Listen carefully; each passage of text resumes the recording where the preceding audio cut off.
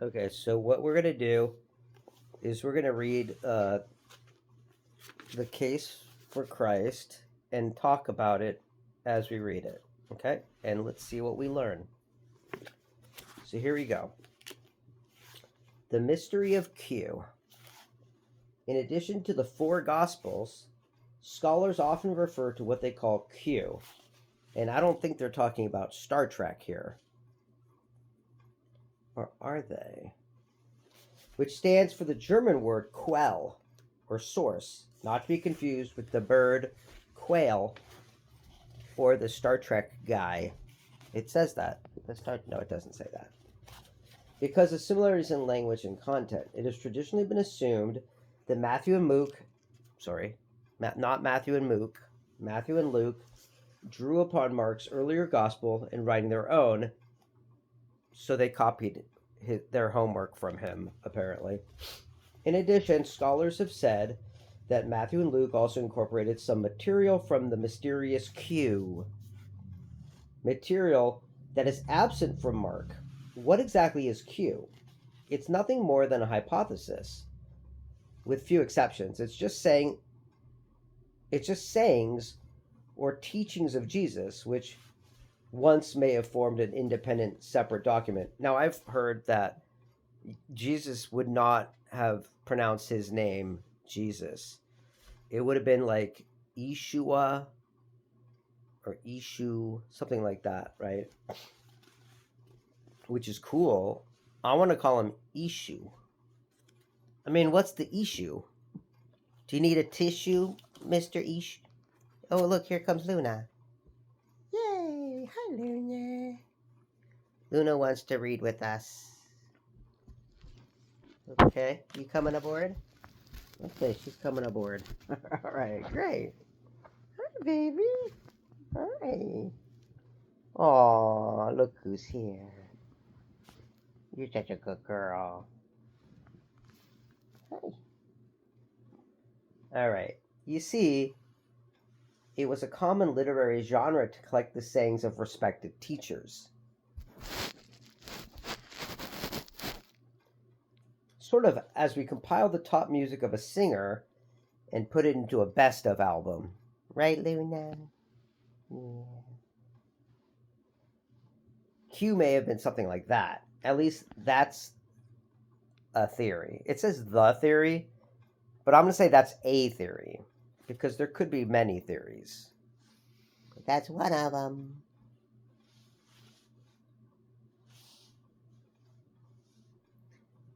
But if Q existed before Matthew and Luke, it would constitute early material about Jesus. Perhaps I thought it can shed some fresh light on what Jesus was really like. Yeah, maybe this is the stuff that went into the Gnostic Gospels that was not included in the Bible because it didn't fit with the narrative that the church and the powers that be kind of wanted or felt was congruent with the official narrative. Which I don't know if that means that what they're saying is the Gnostic Gospel stuff was inappropriate, incorrect, or just didn't fit into a system of control. I mean, it's anybody's guess. We'd have to look into that. Hi. So let me ask this. If you isolate just the material from Q, what kind of picture of Jesus do you get? That's a great question. Right, Luna? But here's the problem. We don't know who wrote this material. So we don't know their intentions. Blomberg stroked his beard and stared at the ceiling as he pondered the question. Well, you have to keep in mind that Q was a collection of sayings, and therefore it didn't have the narrative material that would have given us a more fully orbed picture of Jesus. It's really a fully orbed picture? I think that's like the same as saying like well-rounded picture, right? He said orbed. He said orbed. Even so, you find Jesus making some very strong claims, for instance, that he was wisdom personified, and that he was the one by whom God will judge all humanity, whether they confess him or, and we turn the page, disavow him. A significant scholarly book has argued recently that if you isolate all the Q sayings, one actually gets the same kind of picture of Jesus, of someone who made audacious claims about himself, as you find in the Gospels more generally. I wanted to push him further on this point. Would he be seen as a miracle worker? I mean, look at people today. Usually when people make audacious claims about themselves, we think of that in terms of like someone who's really boasting and bragging and has a big ego, right? Because someone who's great doesn't have to say they're great, because it's not for them to say, right? It's like Jesus said, you'll know them by their fruits. So if it would be hypocritical for Jesus to say how great he is instead of just do great things and let people figure it out, right? I wanted to push him further on the point. Would he be seen as a miracle worker? Again, he replied, you have to remember that you wouldn't get many miracle stories per se, because they're normally found in the narrative. And Q is primarily a list of sayings. Hi. We got a little bit of Luna. Little bit of Luna in my life. A little bit of Luna. Here we go. You know what we gotta do? We gotta turn the camera around so you can see her. Look at that. Okay, look at that, Luna girl. Hi. Mwah. You're beautiful, and I love you, and you're sweet, and you're great. Okay?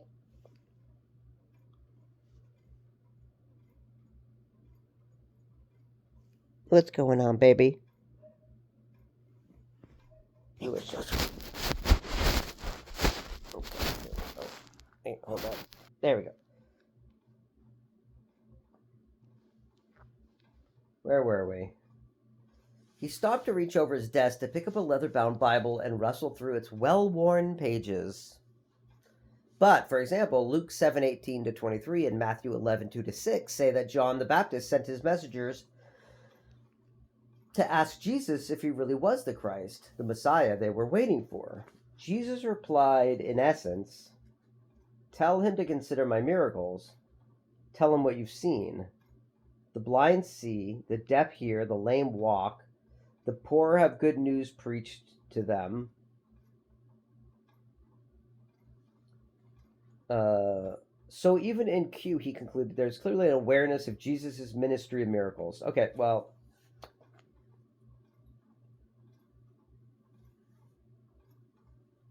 I mean, the good news, like anyone can preach to someone. That doesn't make you the Messiah. That's not evidence of anything. Miracles. See, the problem with miracles is that they've been faked for thousands of years.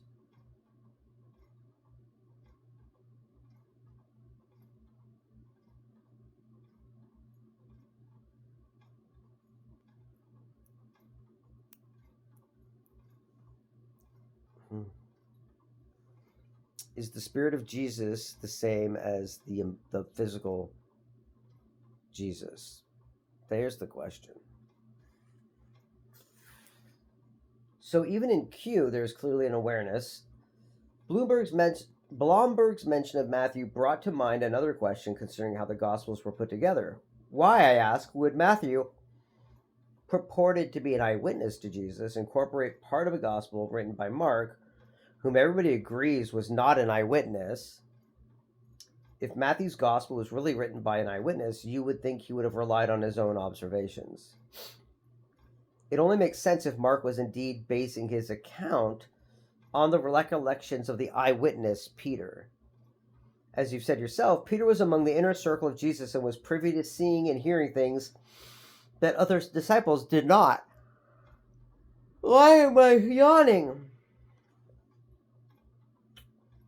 So, it would make sense for Matthew, even though he was an eyewitness, to rely on Peter's version of events as transmitted through Mark.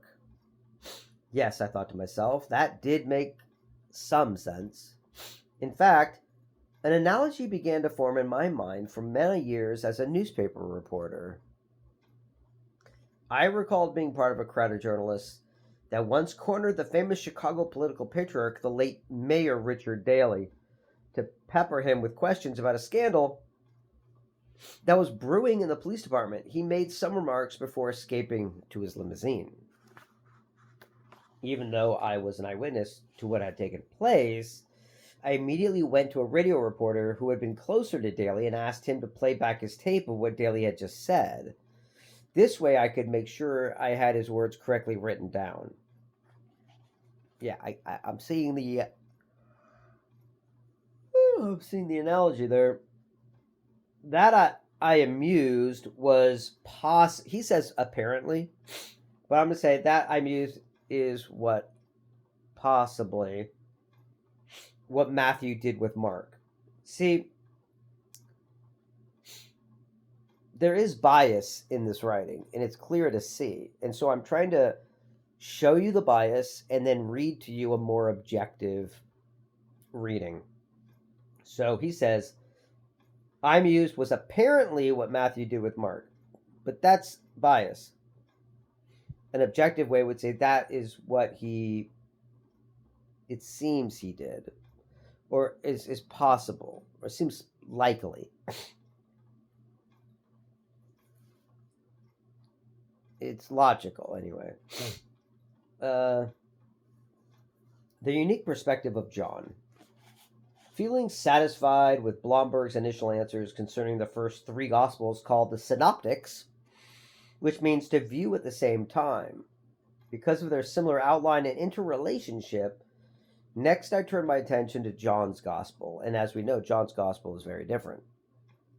Anyone who reads all four Gospels will immediately recognize there are obvious differences between the Synoptics and the Gospel of John, and I wanted to know whether this means there are irreconcilable contradictions between them. I do think there are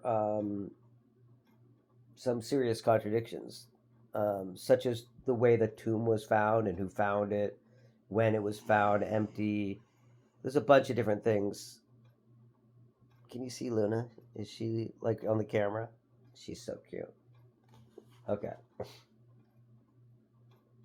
Could you clarify the difference between the Synoptic Gospels and John's Gospel? Huge question. I hope to write a whole book on the topic. Okay, well... Okay, are you going to answer the question, though?